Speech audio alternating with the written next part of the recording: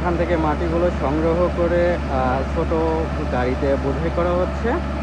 আর এই ছোট গাড়িতে করে ছোট ছোট ভাগ করে নিয়ে যাওয়া হবে ইট বানানো যে ভাইয়েরা আছে তাদের কাছে।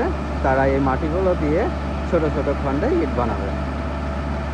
এই মুহূর্তে আমরা দেখতে পাচ্ছি যে মেশিনে করে কাদামাটিগুলো নিয়ে আসছিল, সেগুলো মেশিন থেকে বের করা হচ্ছে এবং মাটিগুলো কিন্তু একদম নরম নরম ছিল, সেটাকে চাপ দিয়ে একদম কাদামাটি করে মাখানোর মতো আর কি রেখে চলে যাচ্ছে।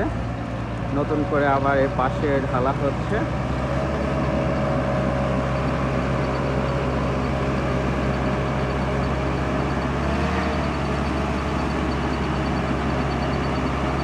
আমরা যদি একটু উপরটাতে দেখাই,